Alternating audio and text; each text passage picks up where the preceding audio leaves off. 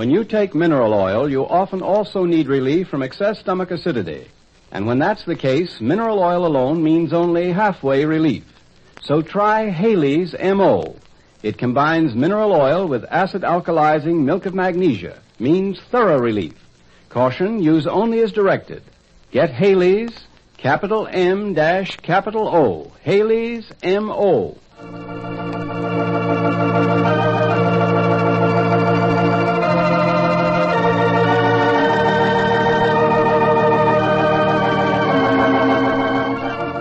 Now we present once again Backstage Wife, the story of Mary Noble, a little Iowa girl who married one of America's most handsome actors, Larry Noble, matinee idol of 1,000,000 other women. The story of what it means to be the wife of a famous star.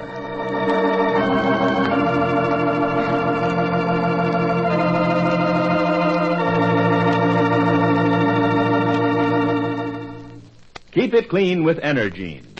Thousands of women know that spotted clothes make a bad impression socially and in business. That's why they keep Energine cleaning fluid on hand at all times. For Energine makes dirty grease spots go right before your eyes. Try Energine. You'll be amazed by the swift, efficient way it works on dresses, hats, handbags, stockings, even upholstery and rugs. Energine is unsurpassed for removing the most stubborn grease spots from almost anything you can think of, including your most delicate silks and laces. Just follow directions and Energine cleans so efficiently that it leaves no telltale rings where spots have been. There's nothing you can get at any price that's faster or better than Energine. So keep your things spotless, in better condition, with Energine cleaning fluid. It's easy to use, too. Right now, put Energine on your marketing list. You can get it at your drug, grocery, or variety store. Remember, Energine gets it clean, so keep it clean with Energine.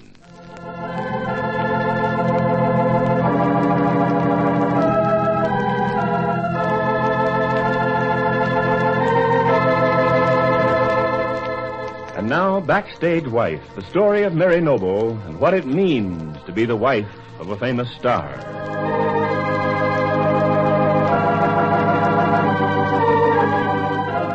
When Eric Jackson, the famous playwright, allowed his emotions to take control of his judgment and pour out his love for Mary while he was a guest in the Nobles' Rosehaven, Long Island home, it brought about a greater repercussion than he ever dreamed of.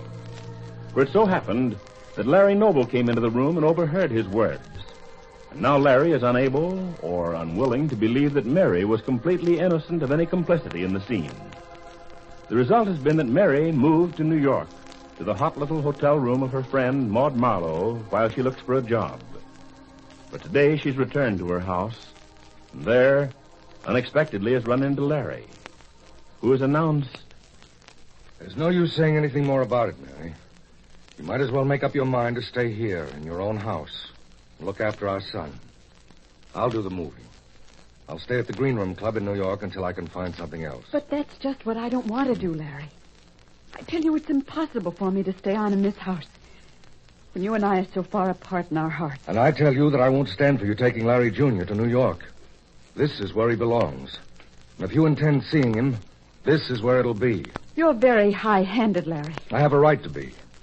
It's perfectly true that I can't force you to remain with me or even to go on caring anything for me. But I can see to it that you don't take my son to live with you in New York, where you can be close to Eric Jackson. You're determined to see everything in the worst possible light, aren't you, Larry? I don't see that it matters anymore. Perhaps it doesn't to you. But for your information, I haven't seen Eric since I left here. I haven't heard from him, nor do I expect to. I find that hard to believe. That's because you're so anxious to believe the worst. You would say that, Mary. Or perhaps it's because you want to jump at the chance of being free. Free to run around all over New York with the dashing Regina Rawlings. That's ridiculous. There's not a word of truth in your insinuation, and I think you must know. Why should I know it? How can I know anything about you when you behave this way? When you're set against me and refuse to believe anything except your own distorted picture of the fact. Distorted? Are you trying to make me believe that I can't hear when a man tells my wife he adores her? Do you think I don't see clearly when I find this man with his arms around you? All right, Larry. You won't be convinced. There's nothing more I can say. That's perfectly true. And so I'm leaving. I'll take this suitcase, and when I have a chance, I'll either send for the rest of my things or I'll come for them.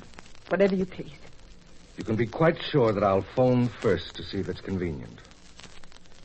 That's a despicable thing to say. Is it? Then I'm sorry. I guess this is goodbye, Mary. Yes.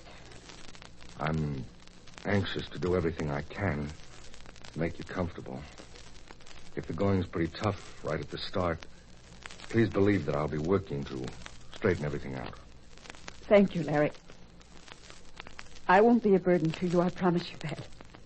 Well, I guess there's nothing more to say. No. Shall I close the bedroom door or leave it open? Close it, please. All right, Mary. Goodbye. Goodbye.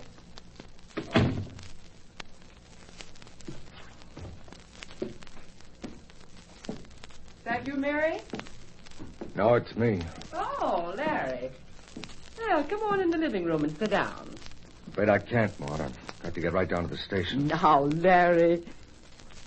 Oh, you're going away after all. Of course. I only came to pack some things. I told you that. But you and Mary have been upstairs talking for such a nice long time. I thought, of course, you'd come to realize how unnecessary all this separation is. I'm afraid we don't see it in such a casual light, Maud. But we both agree on one thing. You've been a grand friend. And we appreciate all you've done for us. Staying here and looking after Larry Jr. Don't talk nonsense. What are you proposing to do now? I'm going to move to the Green Room Club. And Mary? She's going to stay here and look after her child. So, it's all settled. And Mary has given up the notion of going to work? I don't know. But she'll stay here in her own home if she expects to continue to see our son. Oh, Larry, you didn't talk that way to Mary, did you? Of course I did. I told her just how things stand. Oh, you fool, you bungling idiot. I'm sorry you think of me that way, but I suppose it's to be expected. You and your idiotic false pride. You throw away the happiness of a lifetime just to save your miserable ego. I don't think I can stay for your lecture, Maud. My train won't wait. No, you'd better go along. I can see that you've made it impossible for anyone to help either of you. Naturally, you believe it's all my fault. I suppose you'd expect me to accept Eric Jackson's attentions to my wife with good grace. I should clear my throat as a warning when I enter the room. I should always make my plans known. Oh, Larry, you're talking like a silly child. It's all very well for you to preach, Maud. It isn't your home that's crumbling. I almost feel that it is. Well, Larry, I'm sorry. More sorry than I can say. Perhaps when you've both had a little time to think this through, you'll realize what a mistake you're making. I don't see how it can be helped. Anyhow, good luck to you, Maud. I'd appreciate anything you can do to help Mary. You still love her, don't you, Larry? Love? What good does it do to love anyone? That's a fool's game. Only let yourself in for trouble sooner or later. Well, I've learned my lesson. From now on, it's going to be different. I'm sure of that.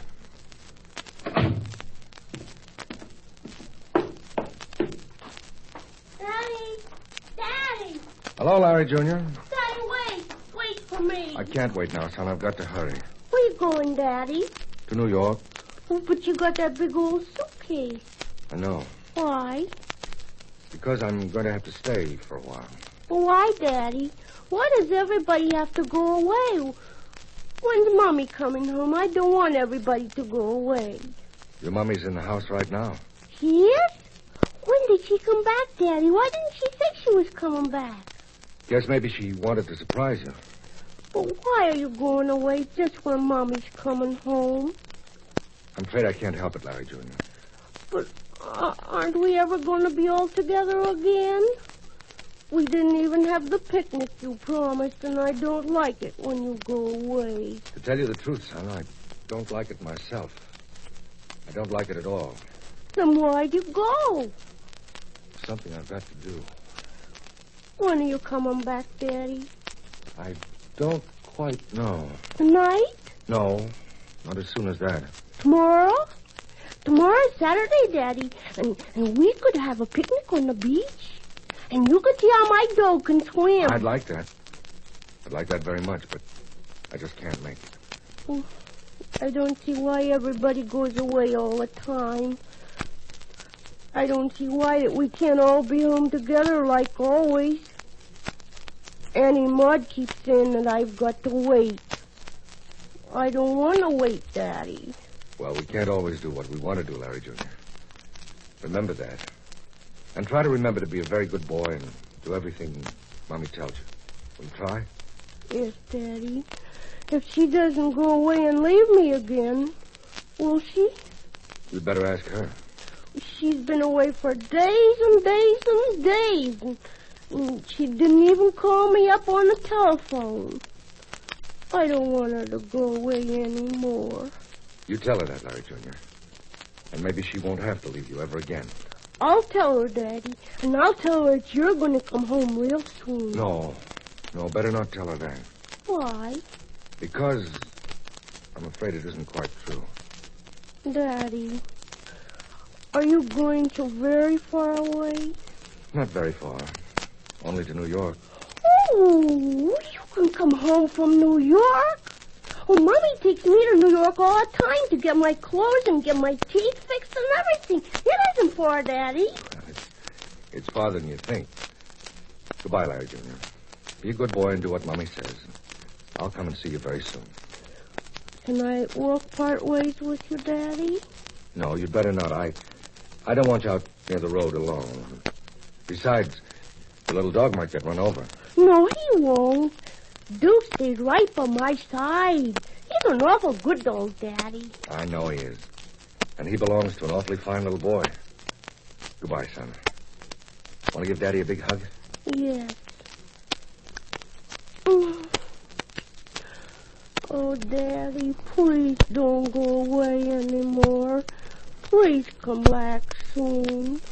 Promise. I'll try. I'll do the best I can.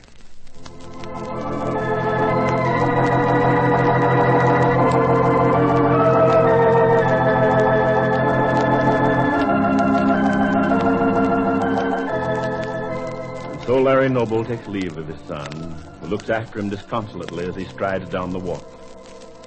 And from the upper window, Mary watches the scene with aching heart, wondering how she can possibly knit back the fabric of her life without Larry. What will she decide to do? Be sure to be listening Monday to Backstage Wife, the story of Mary Noble and her husband Larry Noble, famous Broadway star.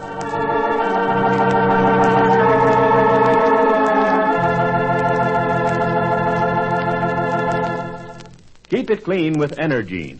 You're almost certain to look shabby even in the most stylish dress if it's marred by dirty grease spots. That's why it pays to have Energine cleaning fluid on hand at all times.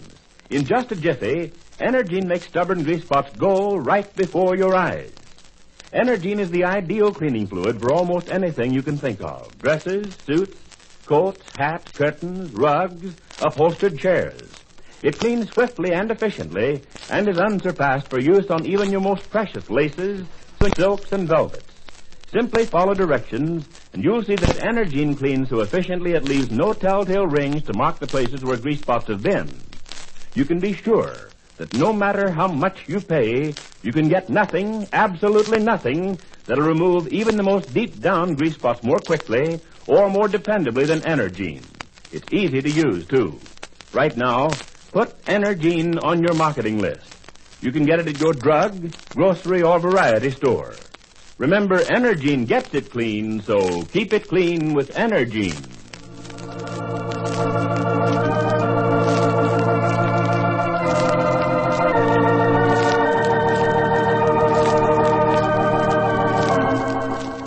Mary Noble, Backstage Wife, will be on the air again Monday at this same time. Ford Bond speaking for the makers of Energine Cleaning Fluid.